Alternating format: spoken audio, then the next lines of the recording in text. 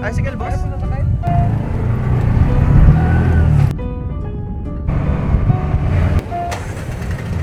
Okay, bago mag-Batangas Port, makikita nyo yung Montenegro Puerto Galera Station.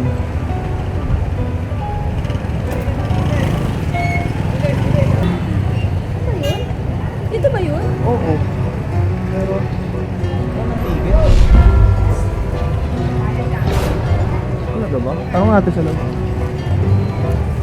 Sold out. Hanap tayo, ibang line.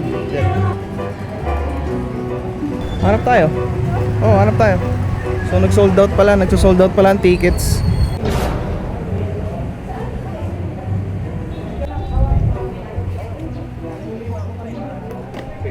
Biggest plot twist, bro. Wala na raw. Saan tayo hahanap? Teka. Ang lupit. Ay, nako. So, lesson learned. Hindi ko inaral pa uwi. Fudge. New plan. Ay. Ay, ay, ay.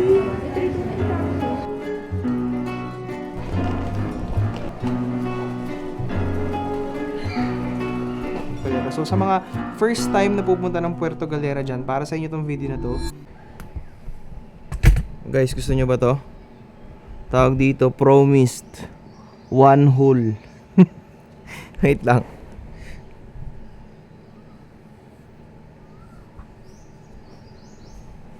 One hole promised. Pang. Mas ang dilim. What the fudge?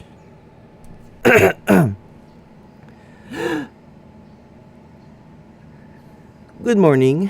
Sa kasalukuyan, kamusta kayo Martians? Welcome back to the 365. Grabe. Ang oras ho natin ay alas 6 na ng umaga, pero nagising ako ng 5. Kinulit natin si boss na gumising na maaga kasi today is our last day, uwian day. Curious ako, paano kaya kung gumawa ako ng paano kaya kung ang focus ng vlog ko today is how to go home from Puerto Galera to Pitex, kasi iniisip ko din kung paano. So usually naman it's how you, kung paano kayo pumunta dito, ganun din kayo pabalik. Pero ngayon curious ako paano nga kasi pabalik, dahil wala akong nakitang mga sign or mga sasakyan. Hinahanap ko yung Montenegro nung pagdating ko nung Puerto, wala akong nakikita. Kaya ngayon, how to go to. Pero ngayon, isa sa mga agenda natin today is enjoyin ang beach, maligo na sa dagat. Kasi last day na nga, kaya gumising na ako ng maaga. Kailangan namin masulit to man. Kung pwede lang mag-extend, mag-extend ako. Pero kasi wala na akong upload sa susunod na bukas. Yun, wala na akong na-reservang upload para sa inyo. At syempre, mahalaga kayo Martians eh. Malamang balik na tayo sa normal daily uploads, normal life na ulit. Pero mamimiss ko to honestly. And kung ako tatanungin, gusto kong bumalik. Wow, may pa-cleavage. I wanna come back here. I want to come back here with my family. O syempre, kahit kami dalawa lang ulit. Kasi ayaw ng family ko mag-commute. Kasi nag-commute lang ako eh. Masaya naman kami. At super tahimik. Kahapon, di ko masyado na idaldal sa inyo yung pagka-solid naman sa White Beach. Not bad. It's really, may bustling life, may elements, alam mo yun, may Envato elements, may ecosystem. Paano ko pa sasabihin? Basta buhay na buhay ang White Sand Beach. Pero talagang mas gusto ko dito kasi peace and quiet, less people.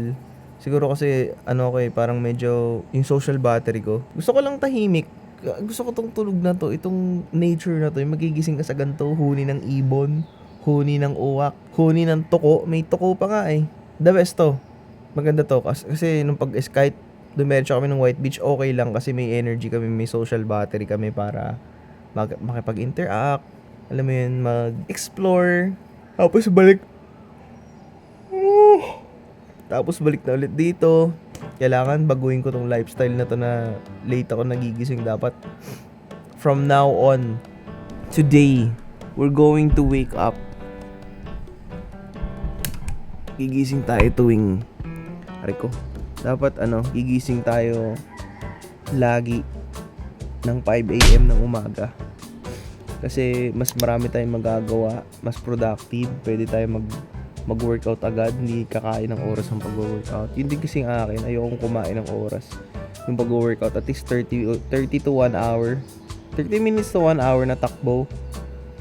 We're gonna do this life. Kailangan dumating tayo ng 30 ng maayos, at sana sa araw na magti-30 ako, kasama ko pa rin. Let's go!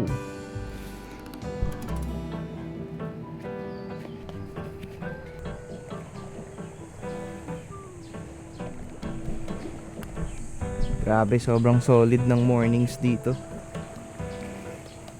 Gusto mo ba bumalik? Kasi ako gusto ko bumalik. Ha? Oo, solid nga rin dito.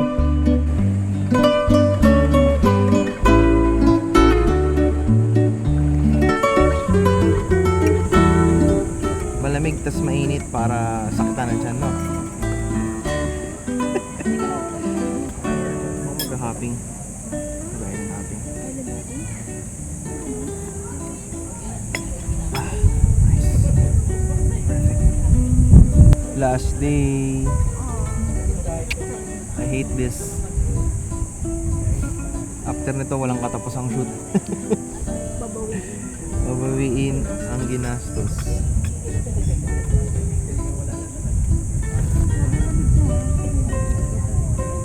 $94.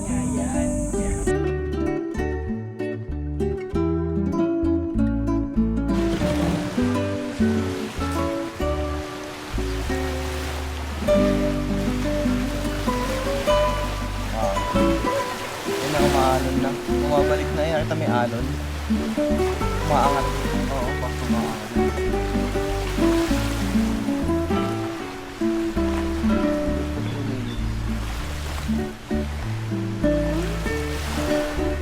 Dito kita pinag-aano. Dito. Kasi ang ganda na spot na to eh.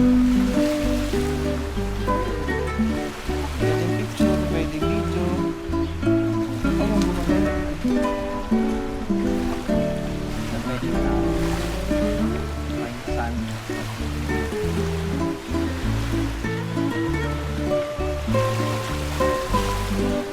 Tatakbo siya braso. Kailangan ko rin naman yung may paa na part. Ha?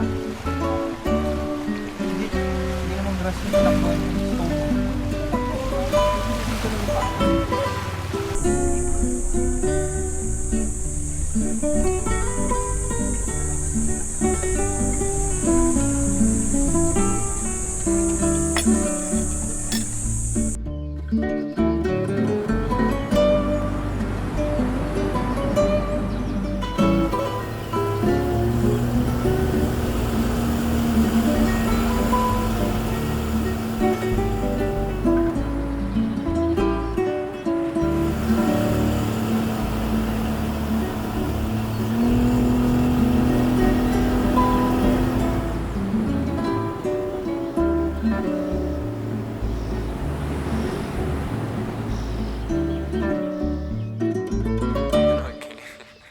Con cuántas fotos me llevo a ese bombón y dedícame de una vez.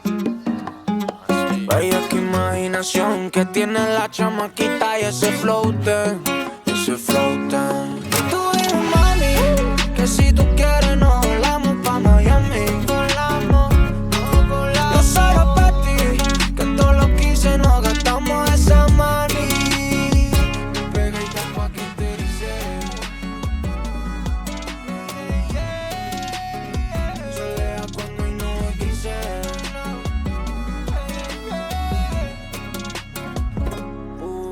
Nada es mía, atrévete, préndete a los TNT. Cara diablo la bandida, pero ese culo me da fe. Estoy en la lista de espera y ella en el cel. Dice que le llegue, que se me vaya otra vez. Dale pa' vernos, tengo el cuarito de aquel día y todo menos. Vamos a perro negro pa' perreármela bien bueno. Y hacemos en la casa grosería, de noche y de día todos los senos. Tú dime mami, que si tú quieres nos volamos pa' Miami. Yo solo pa' ti, que todo lo que hice nos gastamos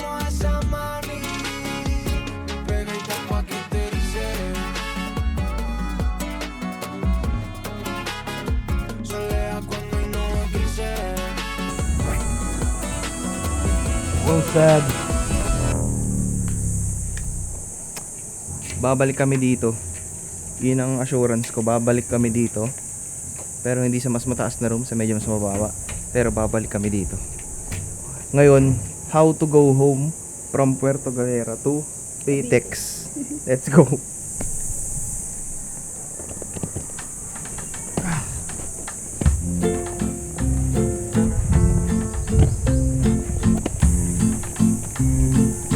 Ha?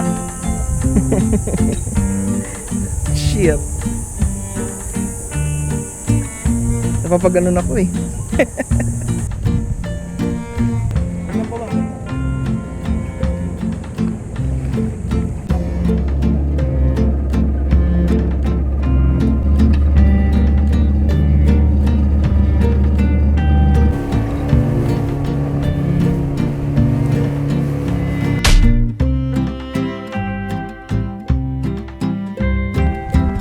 Bicycle boss?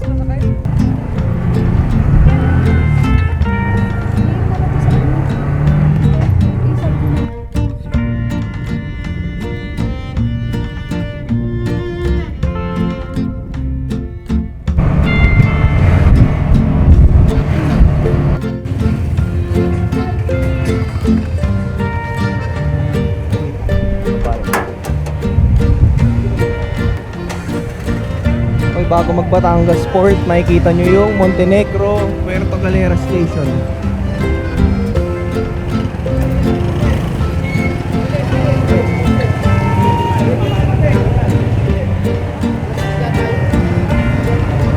Batangas. Oh shit. Ito ba yun? Oo. Pero ano ticket? Talaga ba? Tanong natin sa loob. Sold out. Ano tayo ibang line? There. Saan? Dito lang din? Wala ka.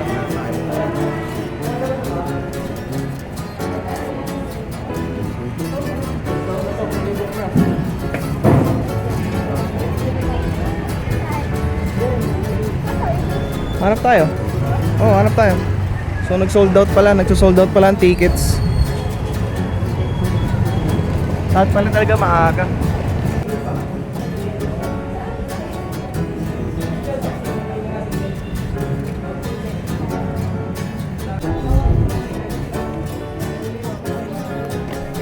Biggest plot twist, bro.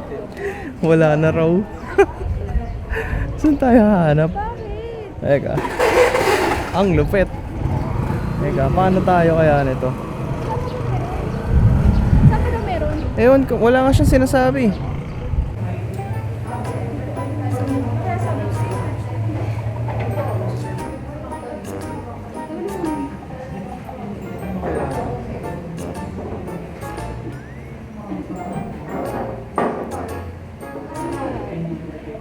Ubusan pala.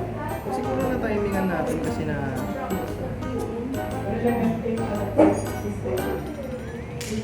Pero paano kaya yung ano na yun?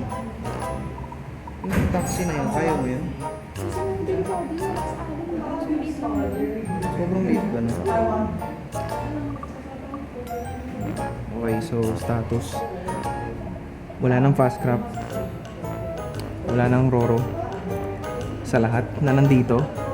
Pero ganoon lang pala siya kadali. Ang baba rin Batangas Port. Pero may nag-o-offer sa amin parang speedboat, parang boat taxi, pero hindi kami sure kasi baka hindi safe. Kaya mag-google muna kami.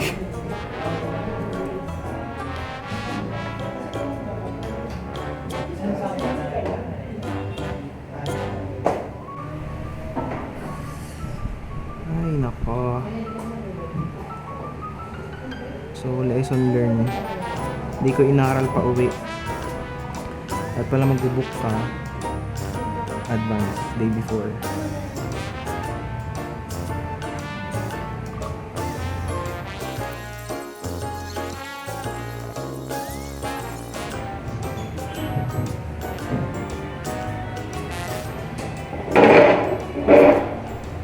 Bumili ako ng food. Bumili ako ng sandwich. Okay, so... Shit. Ang lupit. Hindi natin alam. Hindi kasi ako nag-research. Ano? Anong game plan natin? Anong kailangan na ba natin umuwi na talaga today? Magagawa mo ba ng paraan if makapag-stay pa tayo ng bukas? Pwede naman. Pero, diba, nag-try dito na ba? Tayo ng 200. Huwag mong isipin yung problem, yung hindi natin problema yung pera sa going around. Hindi yung problema. Ang problema, i-book ko na ba to? Magkano ba? Hindi alam ni ate. Pwede yan dapat. May 19. Ano 11 mo ba? 11 p.m. 11 a.m. Ano ba? Wala naman na biyahe ng gabi. Wednesday. Please be at the departure location, Balatero Pier, 1 hour before departure. Ferry will depart here. Now, if you're booking... Ano pangalan ng line?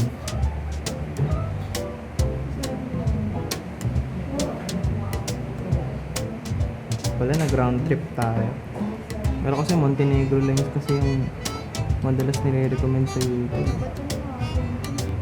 Kasi kung babalik tayo ng Kasalay, another booking ulit yun. Babalik tayo sa room natin. Ayun, isa kami sa mga big teams. Yung mga nakapili ng mga tao sa labas. Sobrang dami. Wala silang pinapaskill na sold out or whatever. Uy, no, nagsisitawagan yung mga tao ng mga hotel nila. Ba't ba nag-relax tayo? Bakit naisip natin na uli tayo bukas?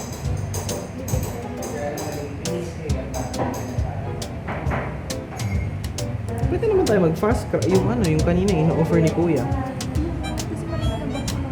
Hindi ko nga alam kung itsura ng barko eh.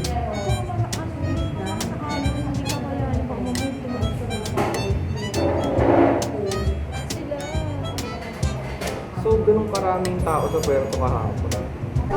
Kami po yung kanina, anong room yun? Sa banda. Oo, Oo. kasi po kasi kami ng ticket na sold out. Oo. Sold out po kasi yung ticket. May pa po ba kayo available na room po? Pwede. Wala naman. Fully book naman kami kasi. Opo. Basta nalaman kayo ng white tea. Sige. Opo. Basta natin display dyan sa Balatero po. Sige. Thank you. Okay, ma'am. Sige po.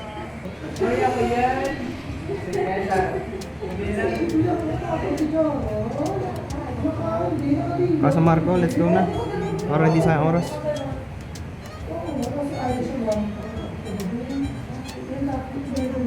Ha? Bakit? Ha? Pero bumili po ba tayo ng ticket? Bumili naman tayo ticket dyan. Book na natin to. Habang last board, so mag-uubusan naman ng room this time. Wait lang, ano yung Casa Martin din nag-check? Sa ano to? Sa Klook. May coupon pa ako. Oo. Ay, Agoda ata. Agoda. Okay, so new plan. Fudge. New plan. Ay. 329 pa ako eh. Casa Martin.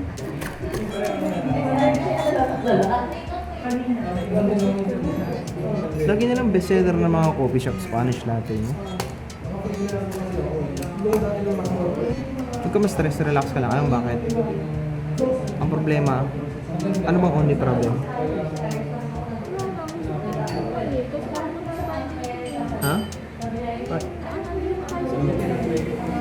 Yeah. Wala, accept mo talaga. Ganun lang, nag-relax tayo, nag-enjoy tayo kung gantong nangyari, magtiwala ka. Ha? Hindi ko pa naisip na kung ano tayo sa kulit mo. Ticket? Hindi ko alam eh. Hindi mo rin naman alam.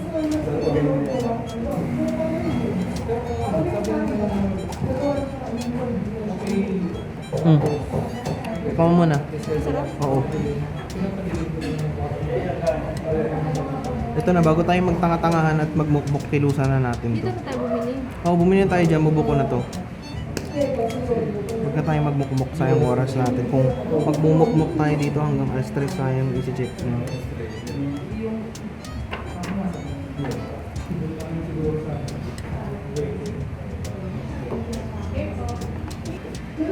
Dahil tayo nakasakay, kakain ako ng tomato.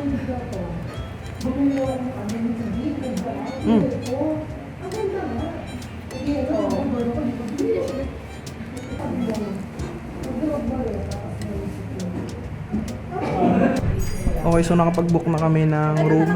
Ayun. Hindi, nakapag-book na kami ng room. Bibili mo na ako ticket ngayon. Bukas na. Bukas pa kami. Yun.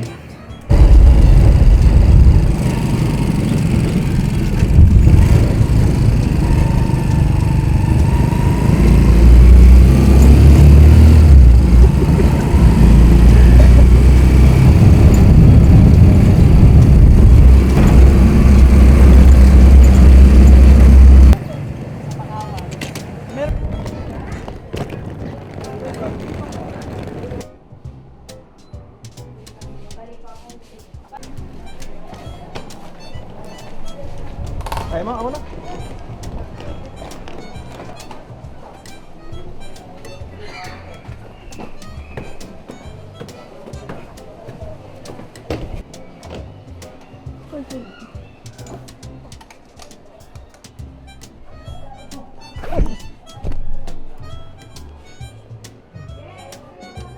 Ilaw? Yeah, so situation update check, dito kami nakapag-book sa Casa Marco. Not bad naman yung room. Ang dilim lang. Sobrang dilim. Agay. Pero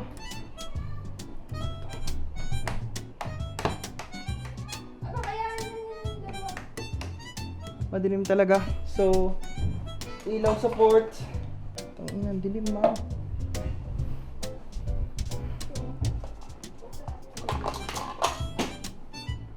Tingnan natin yung CR. Ha? Ay, ito may ilaw pero... Wow. Okay. Not bad. May amenities kit. So, brown. Casa Marco. Na madilim. Kasing itim. Ang nakikita nyo ngayon. Oo nga, ang itim ko na.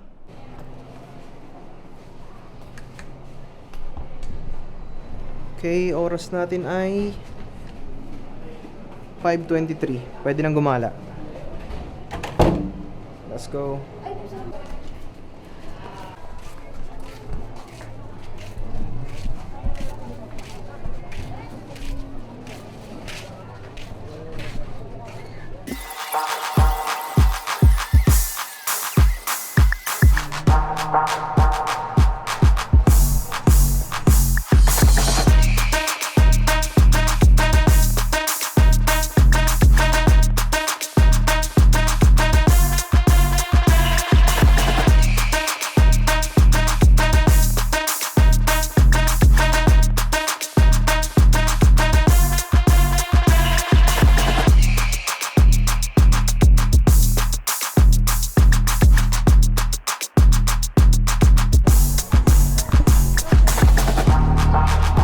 Sobrang onti na lang ng tao, di kumpara ng kahapon.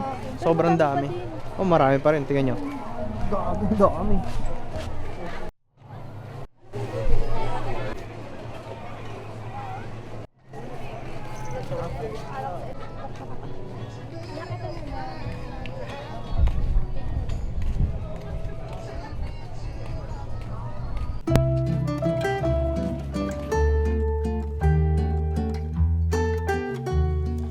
So, to make things clear, na-trap kami sa Puerto Galera. And obviously, we had no choice but to stay sa White Beach. But, you know, we had the opportunity to explore. One to which I actually wanted to happen. Sinabi ko kay G, sana magkaroon ako ng one more day to explore. And ang lakas natin sa kanya. Kaya ito, Nagawa namin tumambay sa White Beach. May napag-stayan kaming Wagyu na burger na small booth. And then we decided na mag-order ng burger na gawa sa Wagyu. And it was obviously one of the best, I think, dinner times I've had in my life. Watching a sunset with a person you love, eating food na alam mo yun, you're going to regret after. But yeah, overall, yung experience, yung last day, it's the best. Especially getting into this situation with the person that you cherish the most in life is one of the best things I've ever felt in a long time. It feels like an obvious dream na hindi ako makapaniwala na record ng 360 to. And I really decided na i-record gamit yung 360 because I wanted it to last in my memory so much. Like, obviously, I had to press record para lang I can look back at this moment every single time I want to. And it's the best birthday gift that I've ever received.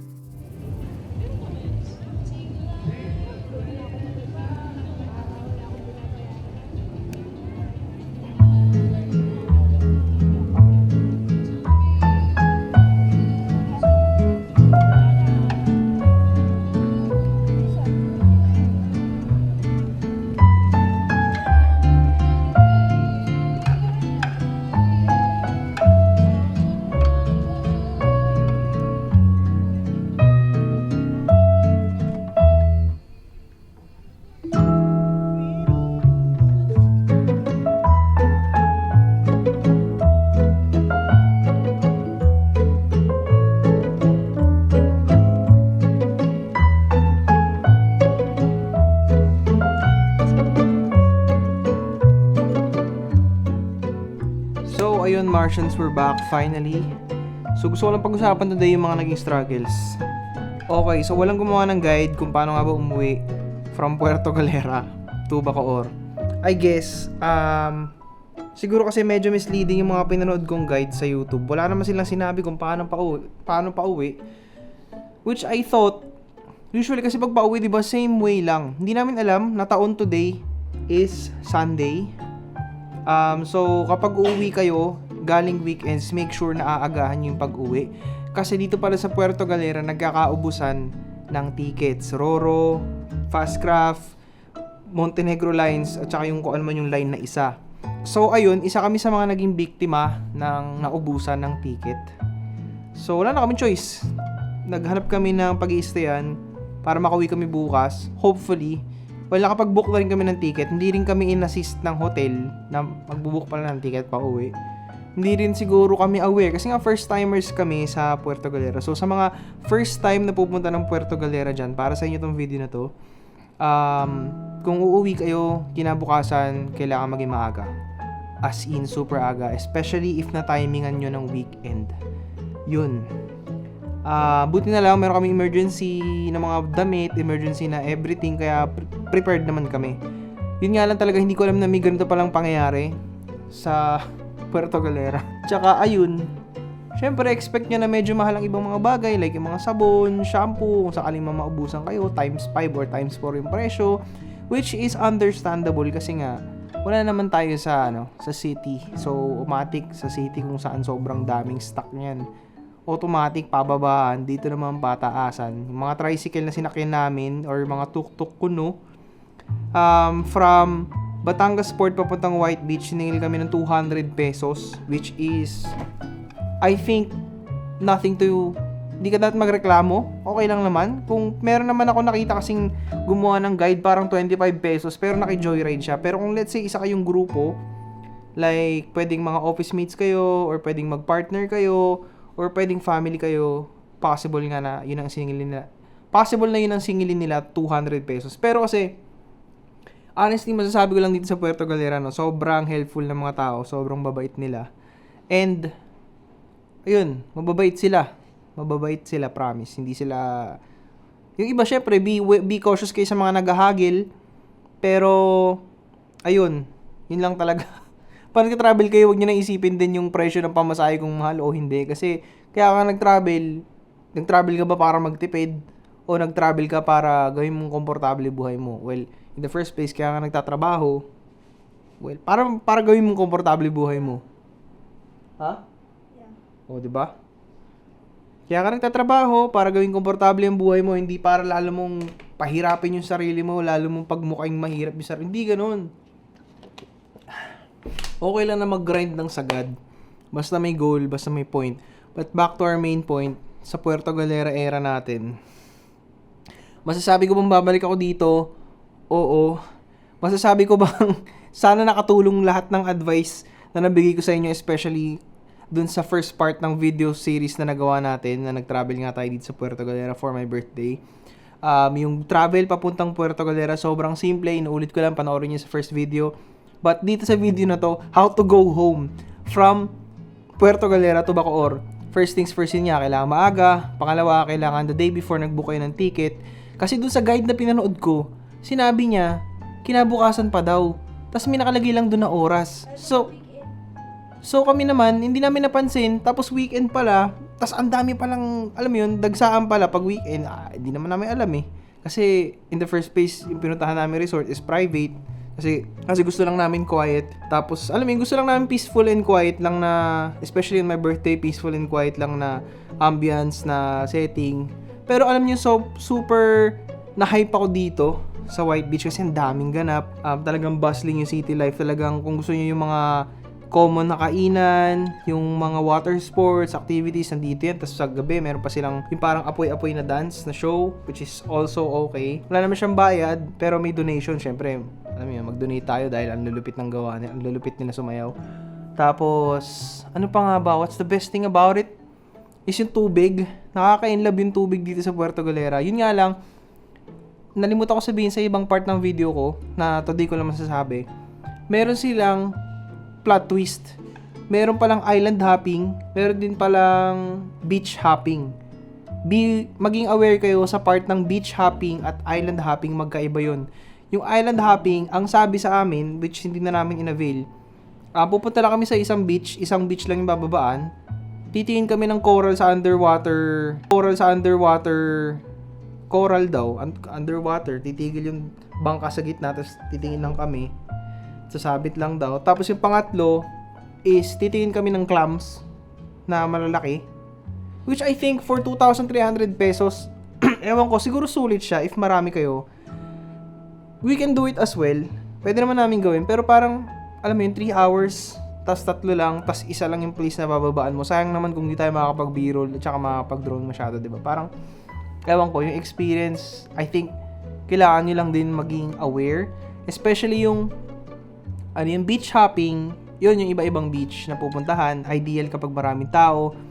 Tapos, yun, marami kayong beach na pupuntahan. And may specific set time ata siya. But overall, yung stay dito sa Puerto Galera, sobrang solid ng culture, sobrang solid ng mga nagtutuktok, ang babait nila, tsaka nakakatawa minsan pa nagtatawagan sila ng, oy, may pasahero dito, parang, alam mo yun, solid. Especially si Kuya Bimby. Bimby! Hindi ko makakalimutan si Kuya Bimby. Pag bumalik ako dito sa Puerto Galera, magtuturo talaga kami ng solid kasi kinapos kami sa oras. Dahil syempre, alam mo yun, ayaw namin ng masyadong, kaya nga rin nagbakasyon, para magpahinga, hindi para magpagod, para mag-relax, para mag-contemplate in life. So, ayun. Sa pagkatapos, that is it for this vlog. Make sure to like and subscribe para may good vibes. I'm sending you guys nothing but blessing and abundance. You can comment down below, ano kaya magandang next na puntahan namin kung sakali man magbakasyon ulit kami. Alam mo, inisip ko Cebu, Palawan, Boracay. Kasi ngayon lang ako nakapag-travel first time in the Philippines na, alam mo yun, nauna pa akong makapunta ng Singapore, Thailand, Japan bago ko talaga na libot yung Pilipinas. Tingnan mo, iba na yung kulay ko. Kakulay ko na yung kahoy sa likod ko, tignan nyo. Oh, parang na ako extension ng kama pag, oh, diba? Anyways, kita-kits tayo bukas. Tomorrow will be finally going home. Yeah, simpleng vlog lang. Nothing too informational, nothing too much. But yeah, it's time to go home. Enjoy natin yung last few hours. Finally, medyo na ang tindi ni G. Talagang pinagbigyan niya kami ng konting patigim pa. Kita-kits tayo bukas. Peace out.